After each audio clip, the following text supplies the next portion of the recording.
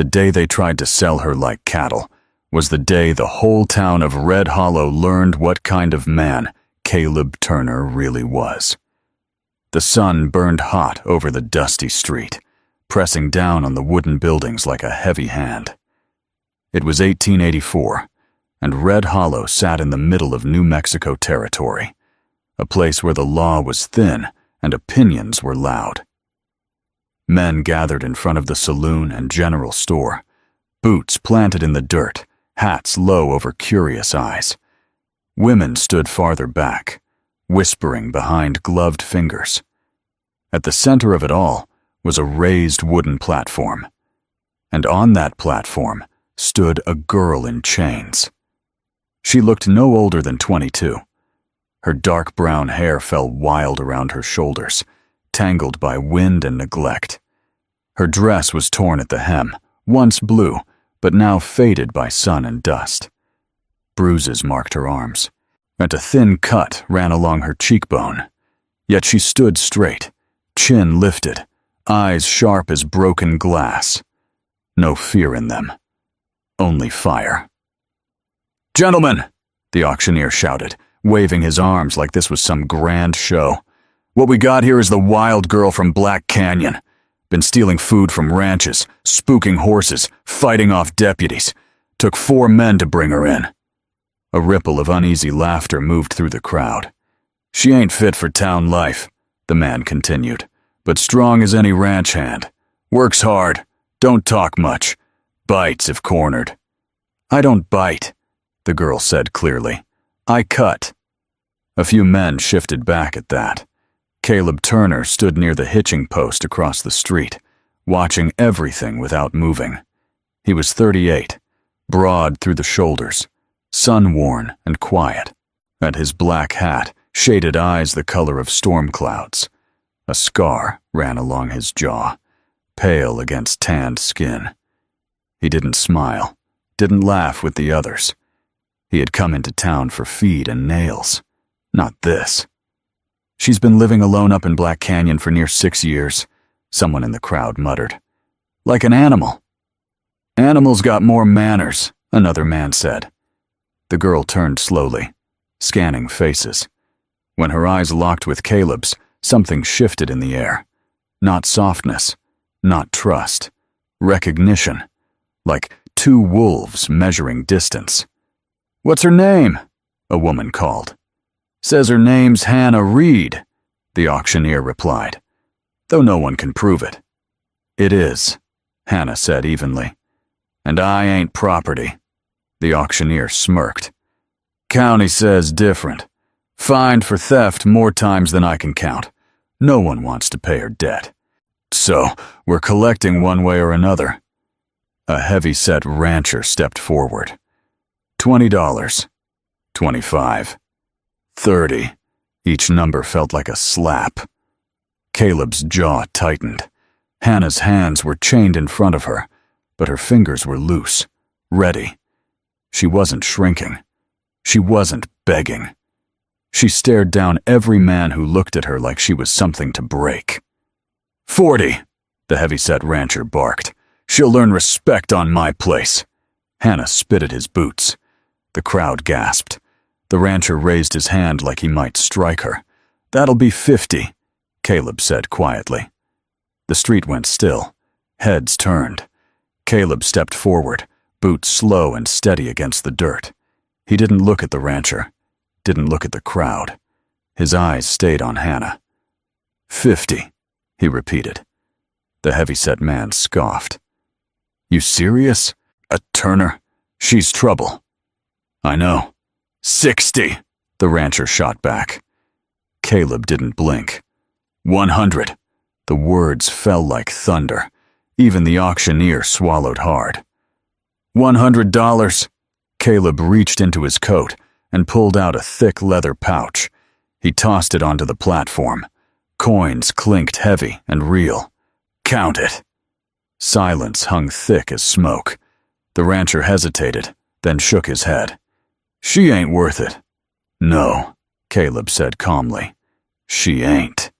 The auctioneer scrambled to gather the money, greed shining in his eyes. Sold.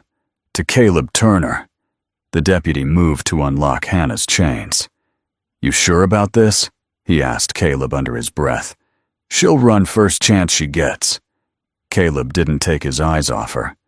Then she'll run. The chains dropped to the wooden boards with a harsh clang, while Hannah rubbed her wrists slowly, watching him like he might strike. He didn't. Instead, he stepped back and gestured toward the road. My horse is over there. I ain't following you like some dog, she said. Didn't ask you to. The crowd murmured as she stepped down from the platform on her own. The heavy-set rancher sneered. You're making a mistake, Turner. That girl ain't tamable. Caleb rested a hand on his belt. Good. Hannah paused at that, studying him. They walked side by side to his horse. A tall bay mare stood tied behind his wagon. You ride? Caleb asked. Her chin lifted. Better than most men. He untied the mare and handed her the reins. Then prove it. No saddle adjustment. No help. She mounted smooth as breath, settling into the seat like she'd been born there. He climbed onto his own black gelding. As they started down the road out of Red Hollow, the town watched in silence. Dust kicked up behind them.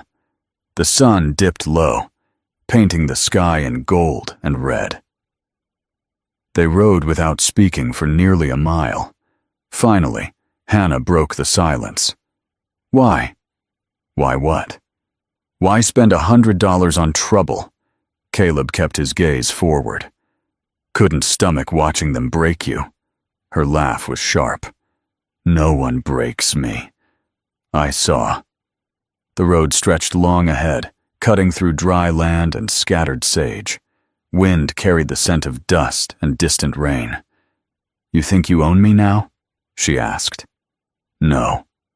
You paid. I paid the town, not you. She studied him carefully. And if I leave tonight? She asked. Then you leave. He didn't look at her, didn't threaten, didn't demand. Just answered. And the honesty unsettled her more than cruelty would have. They rode on as the sun disappeared behind the hills. Far ahead, in the fading light, the outline of his ranch began to rise from the land. Hannah straightened in the saddle. She had survived 6 years alone in Black Canyon. She had outrun deputies, hunger, storms, and men who hunted her for sport. But something about this quiet rancher, who hadn't tried to touch her or tame her or command her, felt more dangerous than all of it. Because for the first time in years, she wasn't running. And she wasn't sure she wanted to. The ranch came into view just as the last light slipped behind the hills. It wasn't grand. No white paint. No fancy porch. Just a solid house, built from timber and stone. A wide barn to the east. And fencing that stretched across dry land like careful lines drawn by steady hands. Smoke curled from the chimney. Horses lifted their heads as Caleb and Hannah rode in. Triple Ridge Ranch. Home. 2 men stepped out of the barn when they heard the hooves. The older one, gray-bearded and lean, rested a hand on the gate. The younger, barely 20, wiped grease from his palms onto his trousers. "Boss," the older man called. "Didn't expect you back till dark." Caleb dismounted without answering right away. He glanced at Hannah, who remained in the saddle, eyes scanning every corner of the property like she was mapping escape routes. "This is Hannah," Caleb said finally. "She'll be staying." The younger man blinked. "Staying?" "She works," Caleb added. "Like everyone else." The older man studied her quietly. Not judgment, a just assessment. "Name's Walter Green," he said, tipping his hat.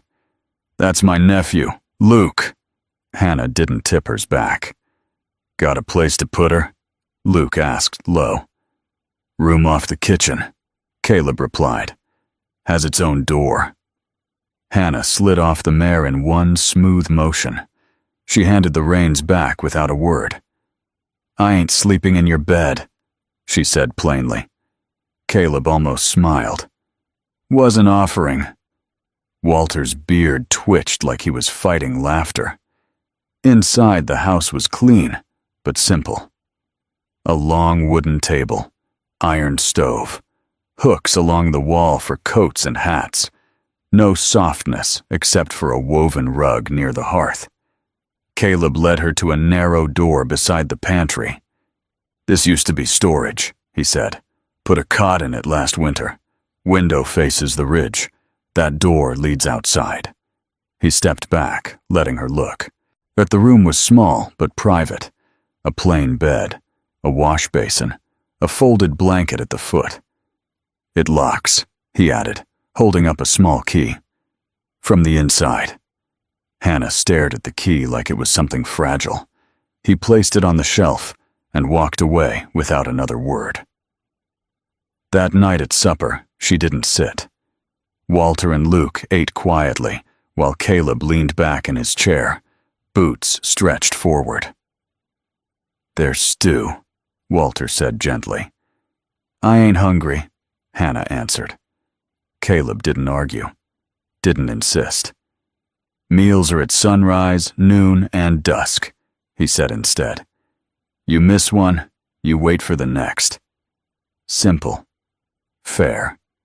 After supper, Hannah stepped outside. The air was cool now. Crickets sang in the dark. No shouting. No jeering crowd. No chains. Just quiet. She should leave, she told herself. Take the mare. Head back toward the canyon. But her body stayed where it was. Inside, Caleb stood at the window, watching her silhouette against the moonlight. She'll bolt? Luke whispered. Maybe, Caleb said. And if she does? Caleb's voice was calm. Then she does. The next morning, Hannah was already at the barn before sunrise. Luke nearly jumped when he saw her leaning against the fence. You're up early, he said. I don't sleep much. Walter handed her a bucket without ceremony. Water trough's low. She took it.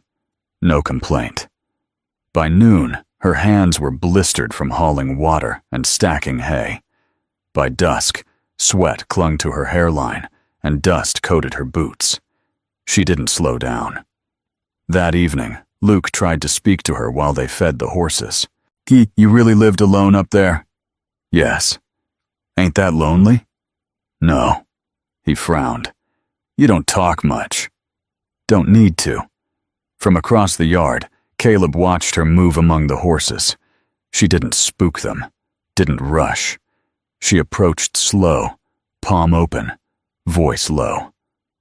The wild mare Luke had been struggling with all month stood still when Hannah touched her neck.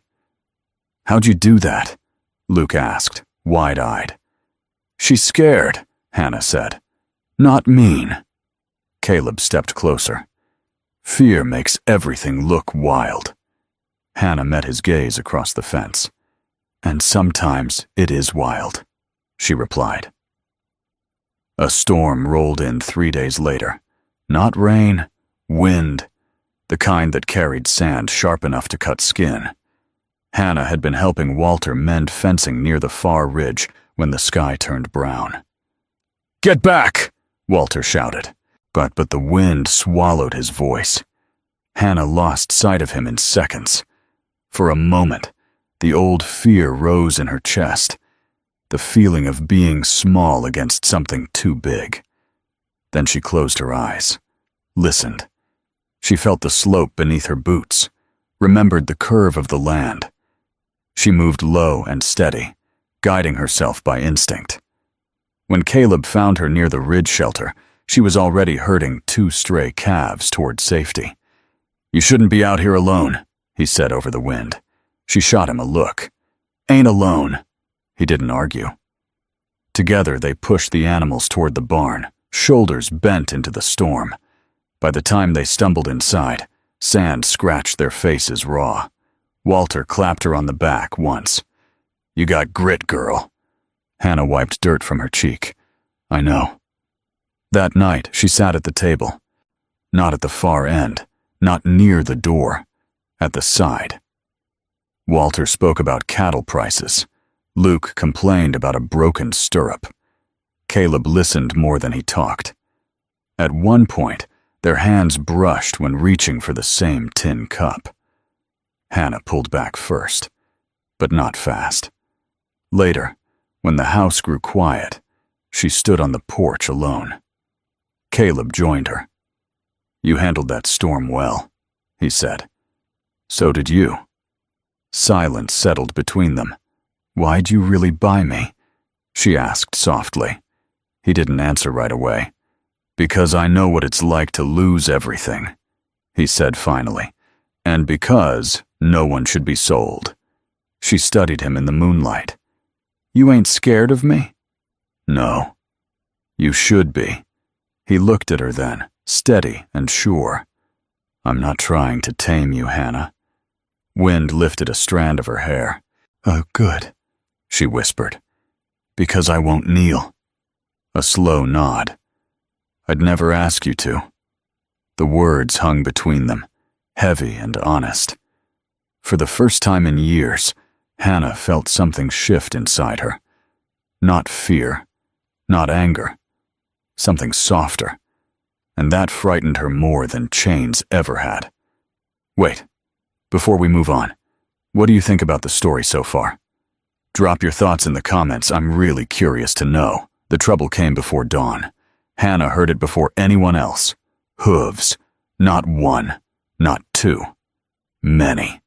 She was out of bed in seconds, boots on, knife in hand. The sound rolled across the land like distant thunder, growing louder. By the time Caleb stepped onto the porch with his rifle, Hannah was already there beside him. Dust rose along the eastern ridge. Luke stumbled out of the bunkhouse, pale and wide-eyed. And Walter followed, calm but armed. 5 riders crested the hill. At their front rode Mason Grady, big shoulders, thick beard, a man who liked being feared. Hannah's stomach turned cold. "I wondered how long it'd take," she said quietly. "You know him?" Caleb asked. "He runs cattle north of Black Canyon," she replied. "Tried to hunt me once." The riders stormed into the yard without waiting. Mason dismounted slow, grin sharp and ugly. "Well, I'll be damned," he said loudly. "The wild girl found herself a porch." Caleb didn't move. "State your business." Mason's eyes slid to Hannah. "She stole from me for years. Cattle feed, supplies, maybe a horse or two. I've come to collect." "I paid my debts in town," Hannah snapped. "To Red Hollow," Mason replied. "Not to me." Walter shifted his rifle slightly. Luke swallowed hard. "She works here," Caleb said evenly. "You want money, name a price." Mason laughed. "Ain't about money." The air went tight.